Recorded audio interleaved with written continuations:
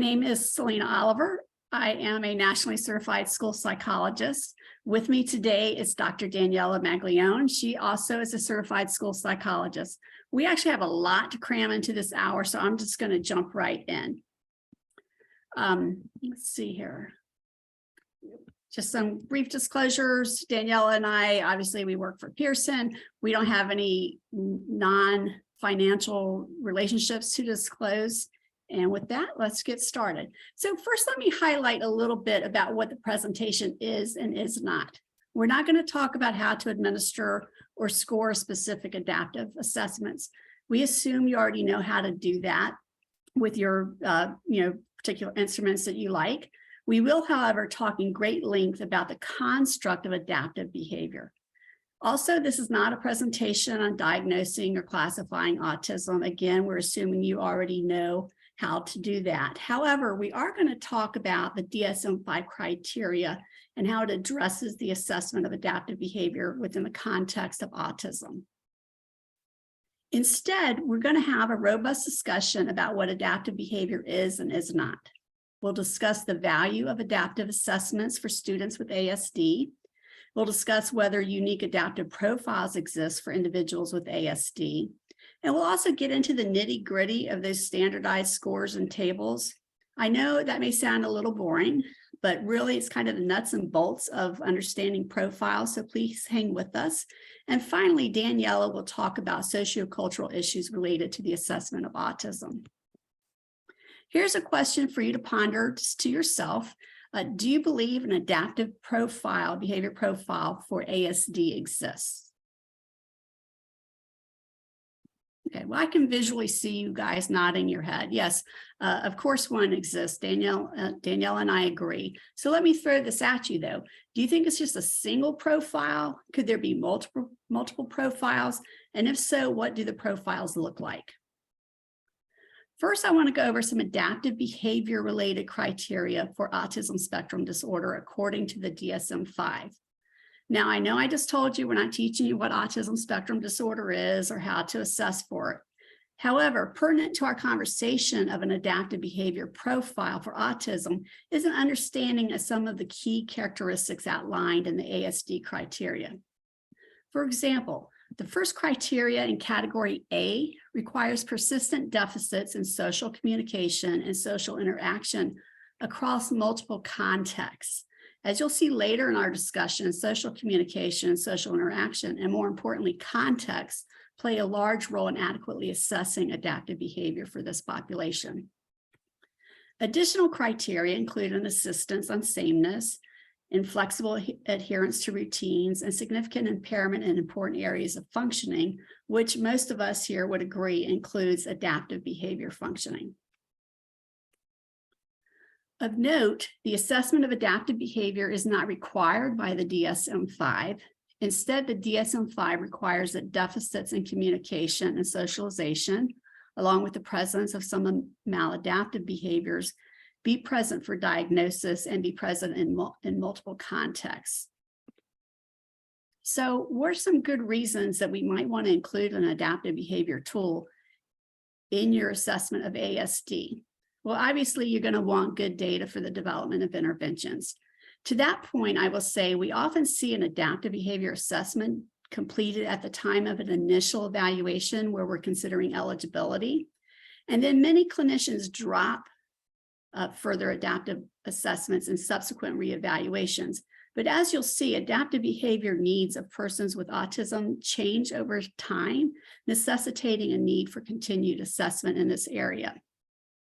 You'll also want to comply with the spirit of IDEA by conducting an adaptive behavior evaluation to address all areas impacted by the disability.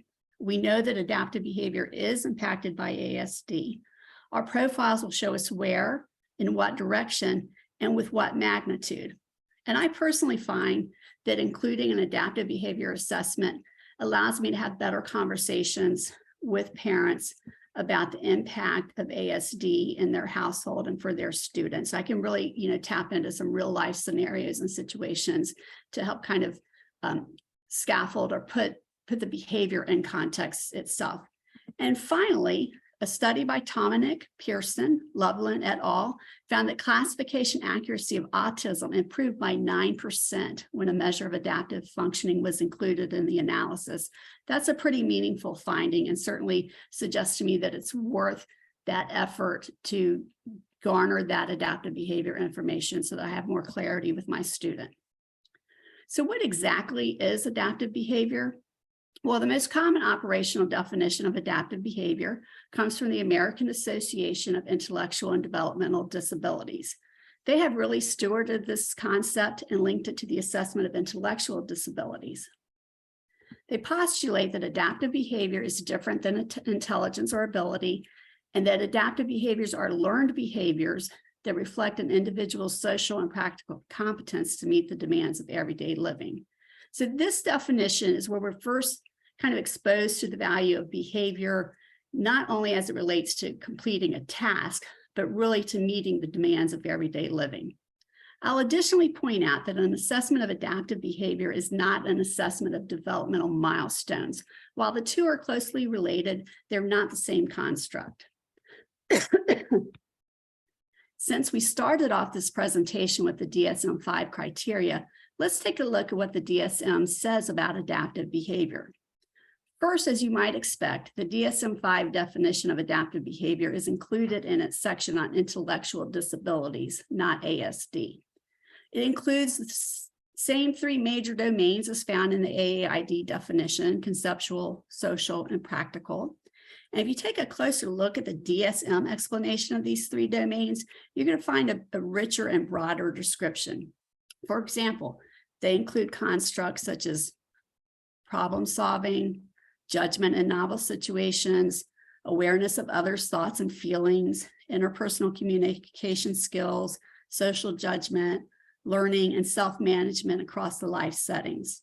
So that deeper reach for the DSM-5 definition provides more relevance to ASD and reflects different expressions of adaptive behaviors throughout the lifespan, which might necessitate ongoing assessment. In other words, an assessment of adaptive behavior is not a one and done task.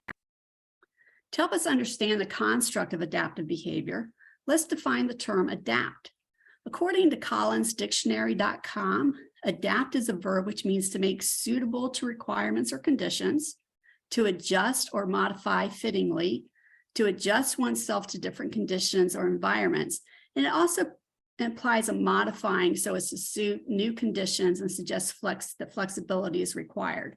So given this definition, I'm sure your wheels are kind of already spinning and you're beginning to recognize some of the inherent challenges to adaptive behavior which might be faced with individuals with ASD. So here's another question for you. You can do some self-reflection. Which of these do you think reflects better adaptive functioning? Tying shoes at home or tying shoes at home and at school?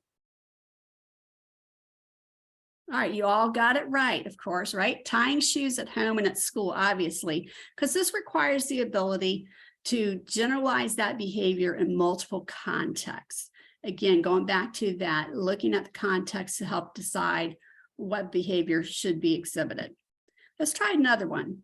Tying different types of shoelaces. You know, right now we have those flat shoelaces, there are round shoelaces, there are those spring-loaded shoelaces. So tying different types of shoelaces or tying shoelaces as necessary. All right, well, both of these expressions of adaptive behavior require more advanced adaptive skills. For example, tying different types of shoelaces requires an adjustment to the skill, and tying shoelaces as necessary requires a contextual use of the skill, which means that a person has to understand the conditions necessitating that the laces be tied. At this point, you may be asking yourself why a skills assessment, such as a language assessment or an achievement assessment, wouldn't be sufficient.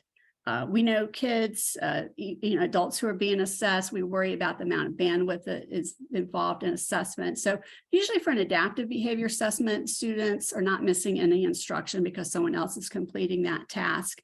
You may be thinking that, a language assessment is going to provide the same information, but we're really looking at different constructs between a skills assessment and adaptive assessment. So basically, a skills assessment measures skill acquisition in specific areas like that expressive vocabulary, basic reading, and fine motor skills. A skills assessment is different from an adaptive assessment. A skills assessment doesn't tell us how a child uses those skills to manage those larger objectives. And an adaptive assessment measures skill expression. So they have to possess a skill in order to express it. So we want to know if a person has skills and can use those skills to accomplish something important. To illustrate this point, let's take a look at the instructions for the Vineland Adaptive Behavior Scale 3rd edition. First, the instructions ask the rater to consider the context. Does the student engage in the behavior where and when necessary? Next, the instructions ask you to consider how often the individual expresses the skill regularly, when and where required to do so. And finally, does the person engage in the behavior independently, meaning there are no externally generated scaffolds to support expression. There are no prompts, and the skill is fully, not partially expressed. So the Vineland does not support partial credit. You may already know that.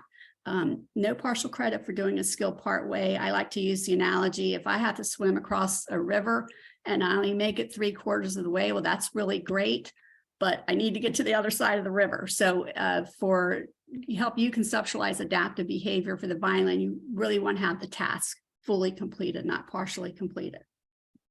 The level of support criteria is also not scaled. A person can either do the behavior independently without prompting, or they cannot do the behavior. Because of this, the Vineland uses a 3-point Likert scale. Being unable and not doing the behavior for other reasons is scored a 0.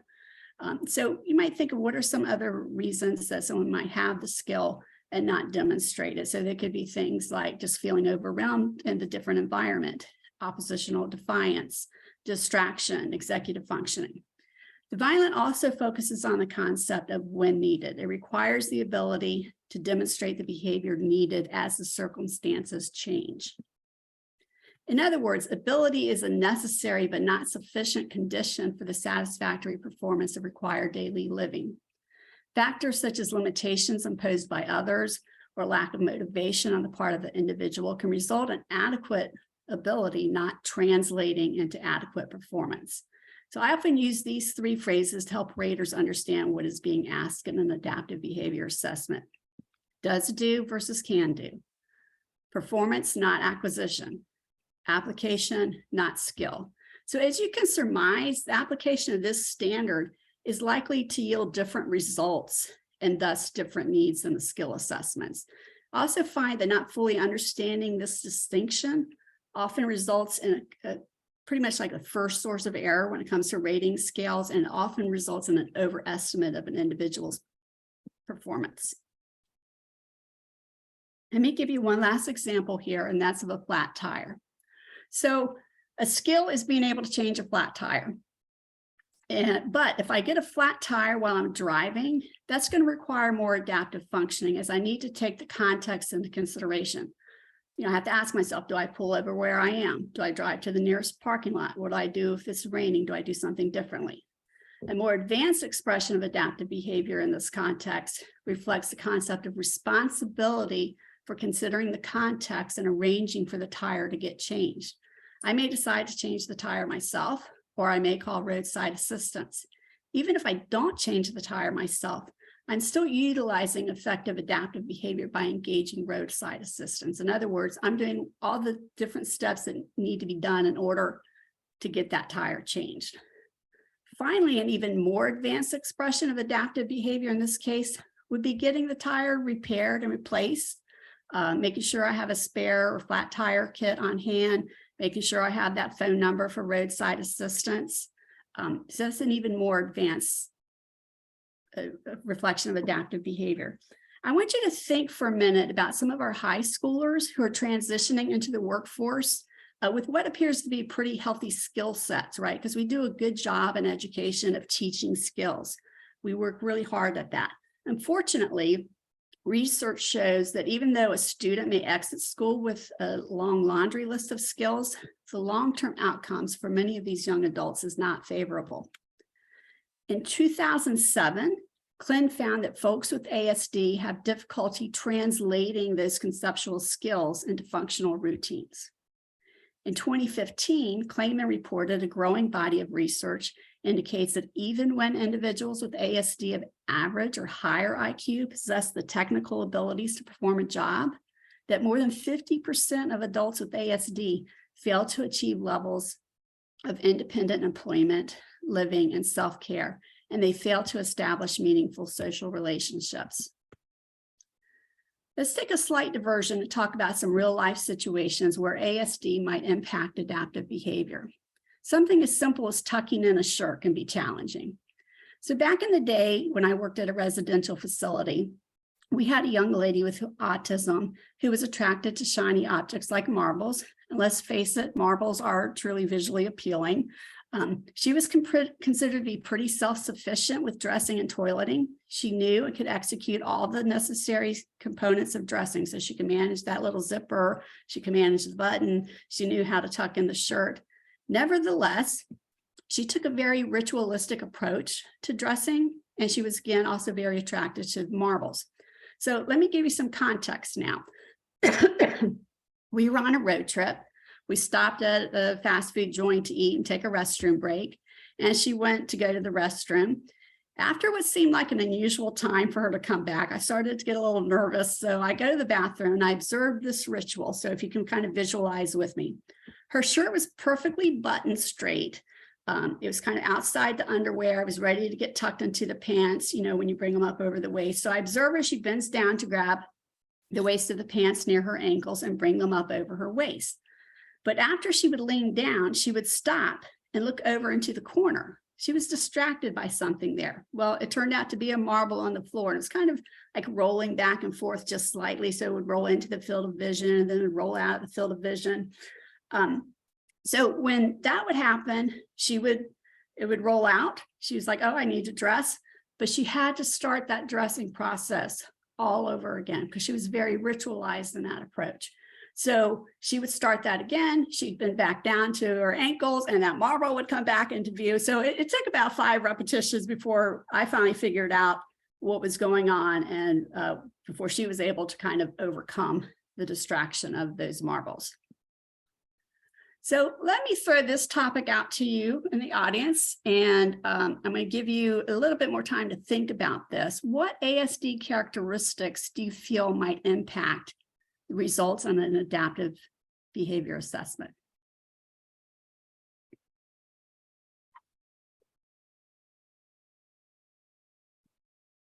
All right. Well, with intellectual disability, we might suspect that problems are more related to poor skill acquisition, right? So for folks with ID, their deficits in adaptive behavior appear to be more related to poor skill acquisition due to memory, due to reasoning or executive functioning deficits. On the other hand, for individuals with autism spectrum disorder, we're more likely to see problems with skill expression due to executive functioning disorders, weaknesses, theory of mind weaknesses, ritualized behavior, sensory processing anomalies, literal thinking, and inflexibility. I'm sure all of those were on your list. To hammer home one more time the importance and distinction of adaptive behavior for folks with autism, I want to take a look at the PDCAT. The PDCAT adds to our conceptual understanding of adaptive behavior by introducing the concept of responsibility. The PDCAT responsibility domain items seek to capture the extent to which a young person is beginning to take control over organizing and managing major life tasks. So it's basically the degree to which they're beginning to exercise some degree of autonomy and personal choice. The ratings for the responsibility items do not require the young person to perform life tasks independently, but rather considers the extent to which the young person is able to seek assistance as needed and direct others in order to accomplish a task that helps them enable independent living. So think back to that example I shared about the tire. changing it yourself is certainly one way to express your adaptive behavior or that skill, but also calling roadside assistance is another way to express and manage having a flat tire. The PDCAT is probably one of the newest adaptive behavior measures out there. It has no subdomains, and as we've already seen, it rates adaptive behavior a little differently. Of note, there is also an ASD module, so let's take a look about that. The authors of the PDCAT recognize that there are unique considerations for assessing the adaptive behavior of folks with ASD. They reached out to parents and caregivers to gain parental perspectives on challenges to completing traditional rating scales. Parents reported challenges in completing rating scales due to the variability of their child's performance, unique strengths such as hyperlexia or an accelerated expertise in an area of interest, the child's capacity to execute the steps of an activity rather than understanding the meaning and purpose underlying those steps, sensory issues resulting in variability in performance, and an insistence on sameness. The PDCAT ASD module has been validated for the population of children and adolescents with ASD. This module includes additional directions to help respondents select an appropriate rating given the unique characteristics of children with autism. And the module also includes new or revised items in the daily activities, social, cognitive, and responsibility domains. In addition, scaling of items on the social cognitive domain has been adjusted according to the unique patterns of children and youth with autism. Shifting gears now to the Vineland 3, we see slightly different terminology that is more in line with the DSM-5 and the AAIDD definition. You'll notice in the communication domain that in addition to receptive and expressive language, written language is also included. The socialization domain also taps into the expected interpersonal relationships, but also in play and leisure and coping skills. Let's get a little more granular and look at some of the specific items on the Vineland which are related to ASD. Within the communication domain, we see the receptive and expressive subdomains, which reflect understanding nonverbal gestures, understanding implied messages, responding to spoken tone, crying or fussing when uncomfortable, and using 3 or more advanced gestures. Within the socialization domain and interpersonal relationships and play leisure subdomains, we see items such as smiles in response to a smile, shows interest in children of the same age, using common household objects for play, and engaging in elaborate make-believe. The Vineland also includes both internalizing and externalizing social emotional behavioral domains, but of greater significance to ASD is the inclusion of multiple critical items that one typically observes in folks with ASD, such as stereotyped behaviors, fixated interests, and an abnormal pain response. Okay, now that we've defined adaptive behavior and identified some common assessment tools, let's talk about profiles. After all, that's why you're here. First, a little fine print about profiles. Just like any assessment, you must consider all your data when making decisions. Statistical profiles tend to reflect a clustering of symptoms that are characteristic to a population or subgroup. But remember, not all characteristics or symptoms may be exhibited by everyone who meets that profile. You'll also I just want to jog your thinking for a minute to recognize that you're really already using a profile to some degree if you're using any type of norm-based reference test. And we also need to remind ourselves that if you're using a special group study or profile studies, they tend to have a small n, so they're not as helpful for predicting, utilizing predictive measures. But they do help, I find, with having conversations, again, with families for whom that special group study might apply. So what does the research indicate about students with ASD and their adaptive behavior profile? Is there a common profile? Does it vary depending on age? Does it vary depending on IQ? Does it vary depending on other variables? Before we get too deep with ASD, let's take a look at the relationship between adaptive behavior, IQ, and intellectual disability. For kids with ID, the relationship between IQ and adaptive behavior is commonly assumed to be correlated. And definitionally, that makes sense, right? Because both constructs require deficits in those areas. Essentially, as one goes up, the other goes up. As one goes down, the other goes down. We'll also notice with the ID population that domain and subdomain scores tend to be clustered closely together, presenting more of a flat profile. And finally, the IQ scores in the ID population tend to be clustered below 70, so providing a limited range. When we take a look at the relationship between IQ and ASD, we don't see that same IQ distribution pattern that we saw with ID. For example, folks with ID predominantly have IQ scores clustered below 70. However, with autism spectrum disorder, we see a wider expression of IQ score distribution across the entire range of IQ from 40 to 160. Excuse me. In fact, more than half of the population with ASD has average or higher IQ. In separate studies in 2015, Clayman and Puglisi both determined that the majority of individuals with ASD have average or higher cognitive abilities. More recently, in 2022, Céline Saunier indicated that 60% of autistic individuals have intact cognition. So if you remember from our review of the relationship between IQ and adaptive behavior for individuals with intellectual disabilities, they were highly correlated. So might we expect the adaptive behavior to parallel IQ, similar to what we see with individuals with ID? Like, for example, would we expect someone with ASD and an IQ of 110 to have an adaptive behavior composite near 110? Well, to answer that question, researchers commonly divide the ASD population into two IQ groups, an ASD low IQ group and an ASD intact IQ group. Studies have found that for the ASD low IQ group, overall adaptive behavior is more commensurate with their IQ, and that their long-term outcomes reflect these deficits. So their long-term outcomes tend to be poor. However, the long-term outcomes for the ASD intact IQ group were not found to be commensurate with their IQ. So in other words, a higher IQ did not result in better outcomes. Instead, research is more commonly finding that long-term outcomes are more closely associated with adaptive behavior results. So that's the first kind of ding. Remember, I talked about the need for that ongoing assessment.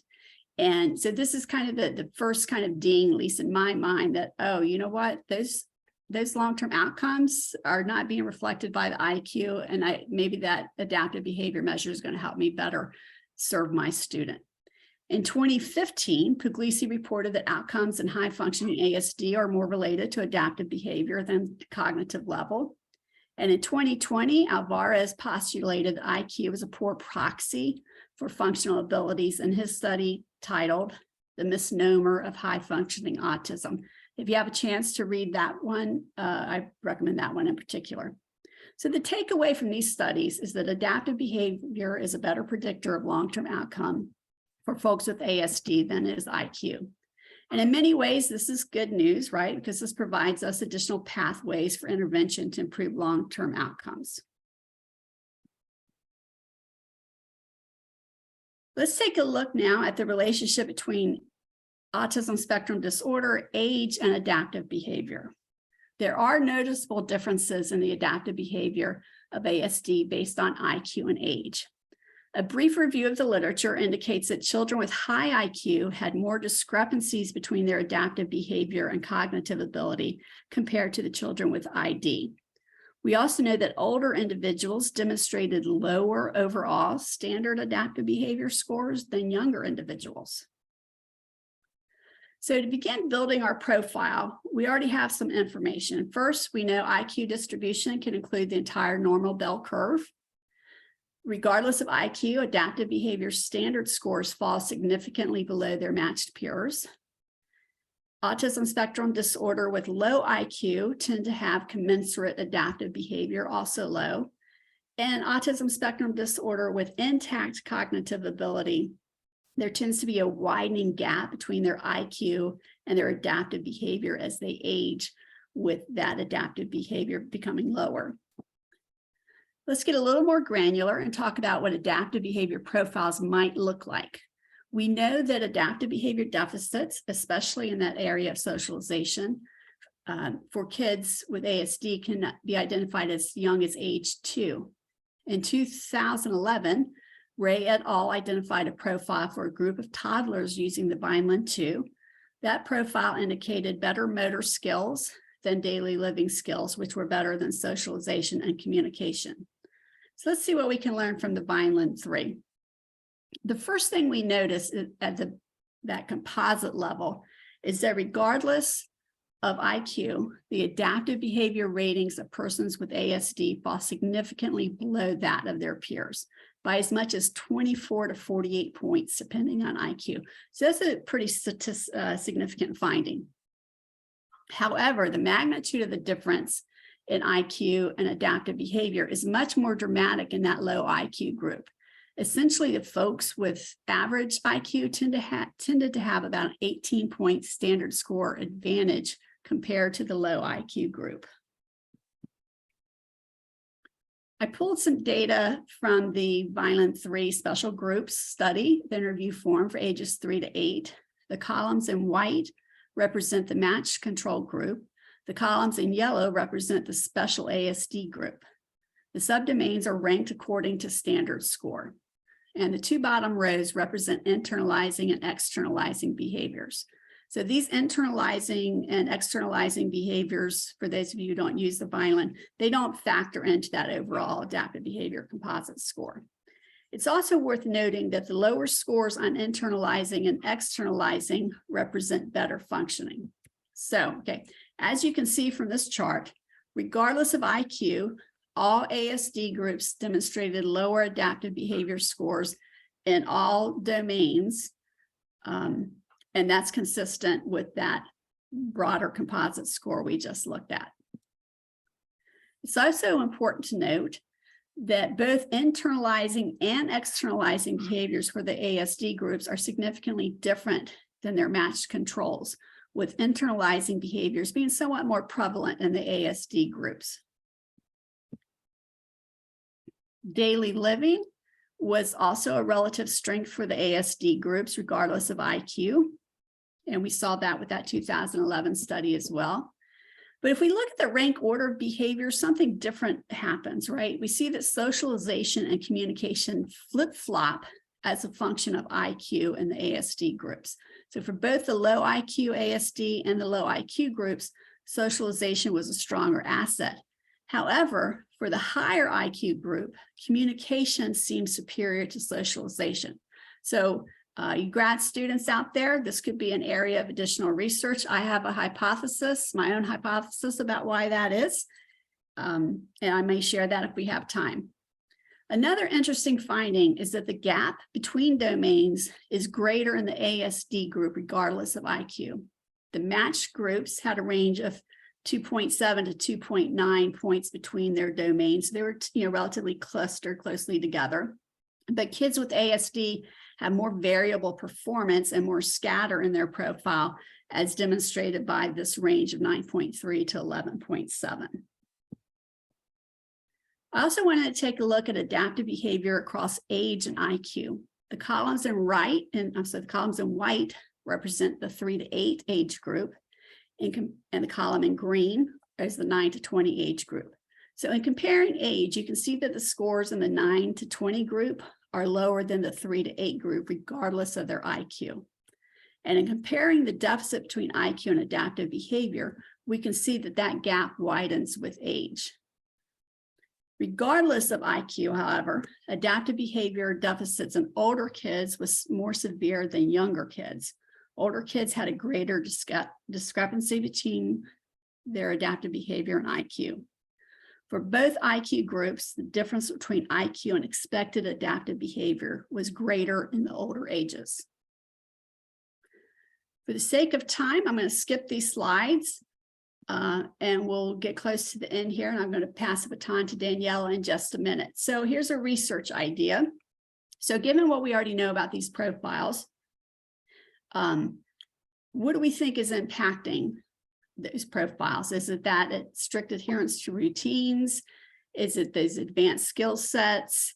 Or is it something that's happening at a certain age? We're on our last slide, and these are the takeaways. More than half of individuals with ASD have intact IQ. Adaptive behavior is a better predictor of long-term outcomes than IQ. The gap between adaptive measures and IQ widens as children age. There's more variability in adaptive behavior in the ASD groups. Daily living skills are better developed in all ASD groups. For the lower IQ, socialization is better developed than communication. And for that higher IQ group, communication is better developed than socialization. So this just suggests to me we have a need for earlier and ongoing adaptive behavior assessments in the ASD groups. And with that, I'm going to pass the baton over to Daniela. All right, thank you, Selena. I appreciate it. Hello, everybody, and welcome. We're learning tons of things here today. Thank you, Selena. I'm going to now review the learning objectives for culturally and linguistically diverse populations. Well, as you can see here, we're going to list the prevalence rate for autism in the USA and how it differs by racial ethnic group. We're also going to talk about the variables that impede and hinder the diagnostic process and the identification of ELL students with autism.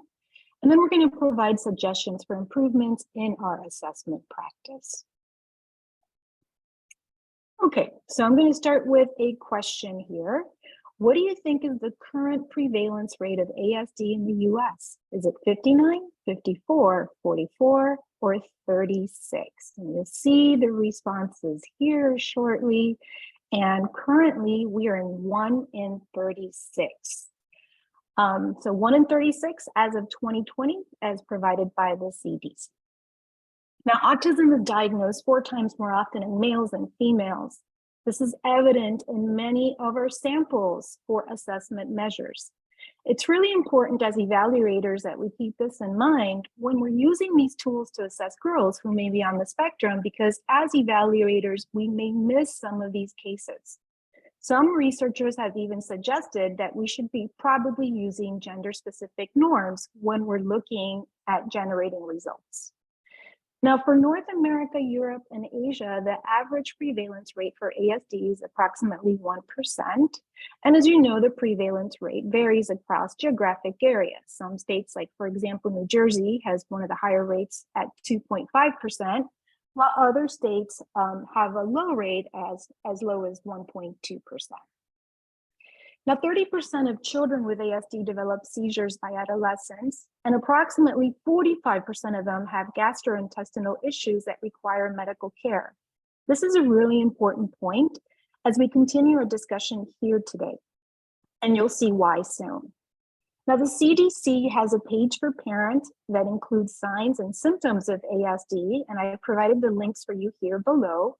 The first link is in English, and the second link is for parents who primarily speak Spanish. So, how do these demographics inform our practice? Let's try another audience question, and these are really not for you to comment in the chat box. As you can see, that has been disabled, but really more for you to reflect on. Okay, so the incidence of ASD in the Latino community is or is not significantly lower than in the non-Latino community. And the answer is that this is a trick question. While there is a lower percentage of Latinos identified with ASD, the number is rising. And today we're going to be discussing multiple issues that do impact this. Now, many of us would agree that the first line of defense for the identification of autism really rests with pediatricians, right? Primarily because they see children periodically from the time that they're born. Now, CBS News published an article in 2013 that examined some research that was published in the August edition of Pediatrics. Specifically, the article indicated that pediatricians often found it more difficult to diagnose Hispanics with autism, and when they did, it likely occurred much later when compared to other groups.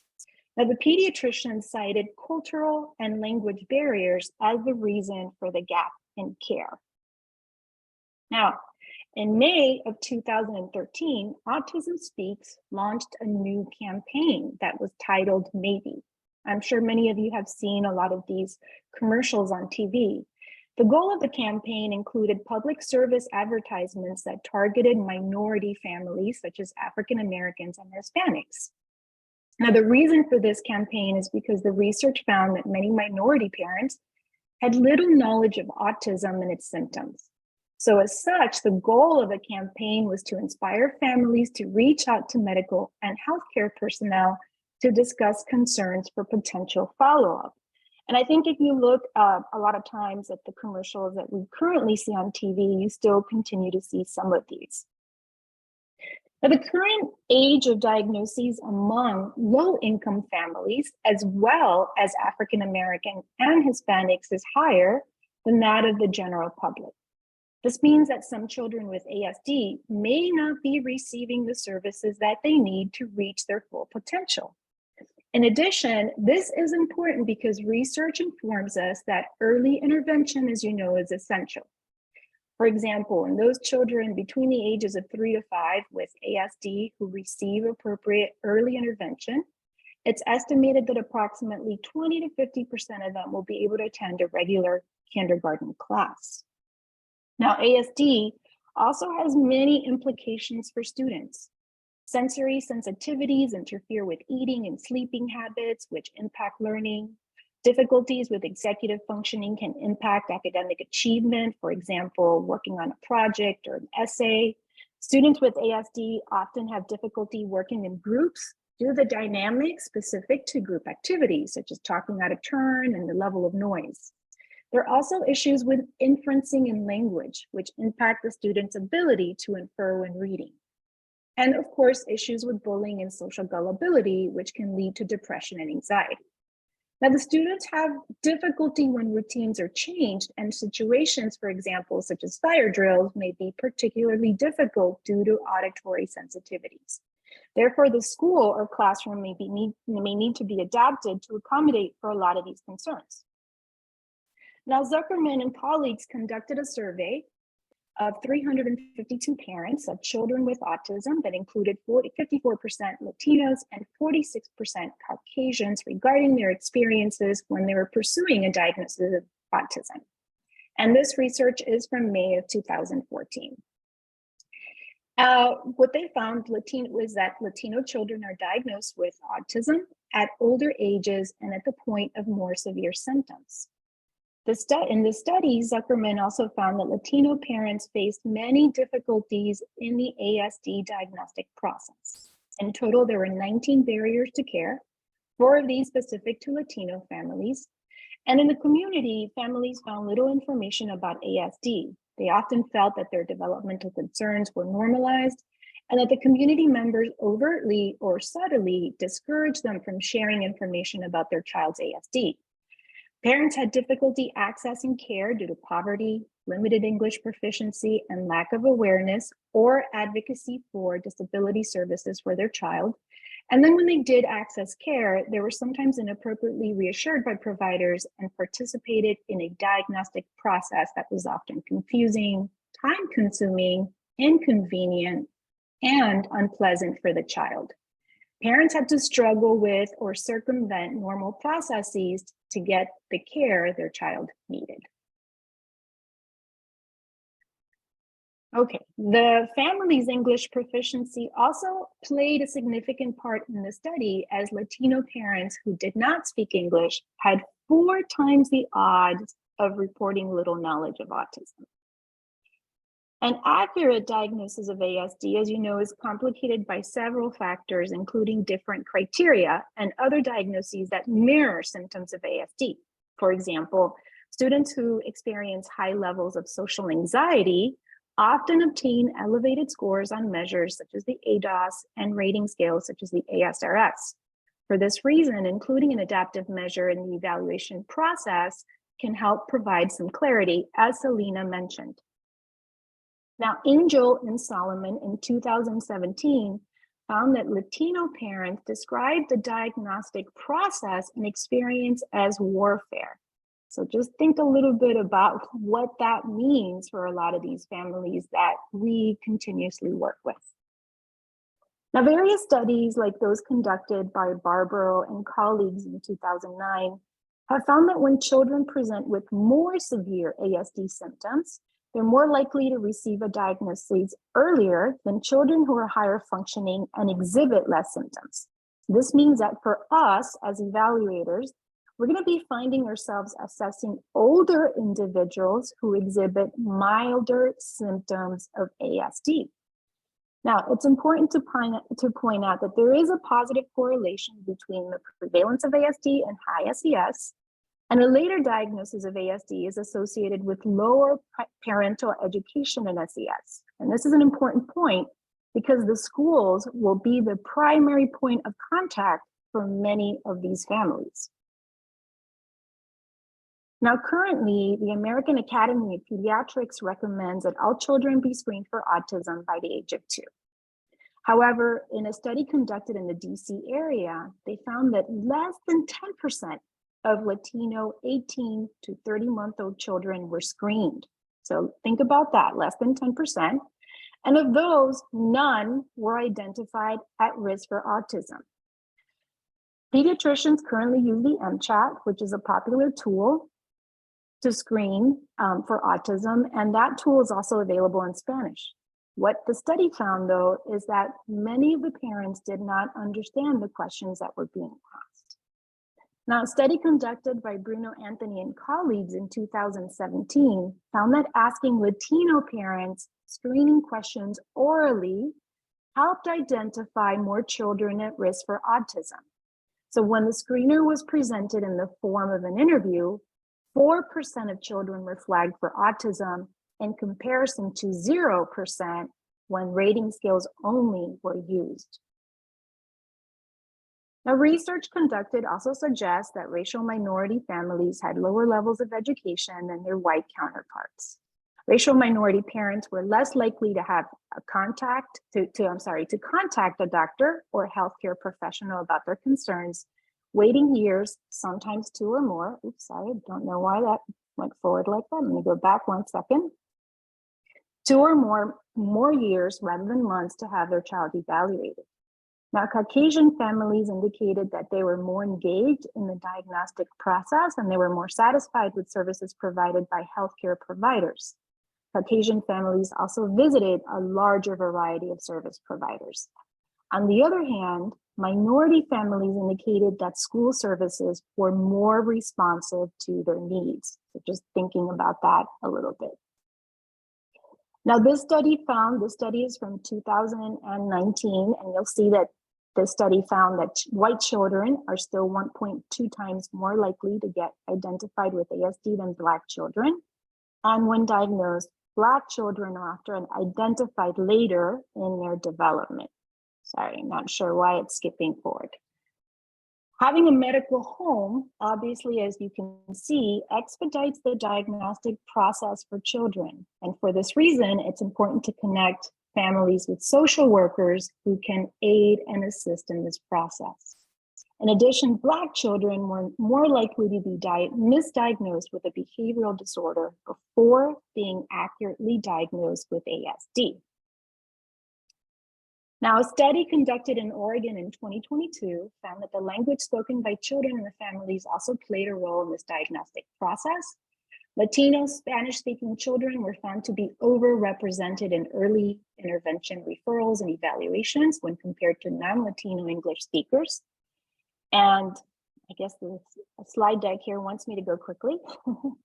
And that disproportionality in special education was found for services that address language or articulation delays. However, Latino Spanish-speaking children were very unlikely to be found eligible under the categories of ASD and health impaired. All righty. Now, a study conducted by Mendel and others in 2002 found that African Americans were diagnosed much later than white children, and that this was impacted by several factors. Those included higher unemployment rates, higher rates of uninsured families, lack of access to services in geographic regions or discrimination, and then differences in help-seeking advocacy and clinician behavior. Now, more specifically, Mendel and his team found in 2002 that African-American children were diagnosed with autism 1.5 years later when compared to whites, and required, I'm going to say this and focus on this for just a second, 3 times the number of visits before receiving an ASD diagnosis. This obviously has important implications for families who cannot afford to miss work. Now, once in treatment, African-American children required more treatment over a longer period of time. This is probably attributed to a later diagnosis. As we all know, early intervention matters. And once again, I want to point out that schools were identified as the most important source of diagnoses. Now, the CDC in 2020 continues to report that African-American children experience delays in diagnoses, obstacle to services, and then to be found as having an intellectual disability. Constantino and others in 2020 found that the average age, come back once again, the average age of ASD diagnosis was 64.9 months, which is after the age of 5, on average, 42 months after parents' first concern about their child's development. And obviously, minority families continue to struggle with relatively limited knowledge of ASD. And they're more likely to believe this is a temporary condition. Now, research suggests, let me go back one more time. Okay, sorry. Research suggests that Latino and African-American families continue to struggle with high levels of ASD stigma in their communities, and communities tend to perceive stigma as shameful and exacerbates social isolation and self-blame, which decreases participation in research. Now, the 2 largest non-white groups, Latinos and African-Americans, have long been invisible in ASD literature. In fact, only 40% of studies reviewed for this particular research article included African Americans, and this also did not include families that were not receiving services. As you know, ASD diagnosis is often complicated by multiple diagnostic criteria. As I indicated earlier, students have to meet a medical diagnosis as well as IDA criteria. And there's also comorbidity with other diagnoses such as ADHD, anxiety, Tourette's, depression, intellectual disabilities, as well as overlapping conditions. And in addition, there are disorders that also can be confused with autism, such as selective mutism. Now, 85% of parents with children with autism reported significant levels of emotional behavior problems that require treatment. And this is important because families will need continuity of care and access to mental health services. Now let's try last audience question here. There are or are not differences in adaptive behavior between Black and white youth with ASD? What do you think? And the answer here is that, as you know, racial and ethnic minorities are significantly underrepresented in ASD research. But a study conducted by Ratto, Anthony, and Kenworthy in 2016 found lower scores on the indices of the brief and CBCL and higher scores on the Vineland 3 for students who were African American. So once again, African Americans were reporting better adaptive behavior. And IQ and SES significantly predicted communication skills on the Vineland 2. Now, the essential point here is that racial and ethnic disparities are greater in children with autism compared to children with other developmental disabilities.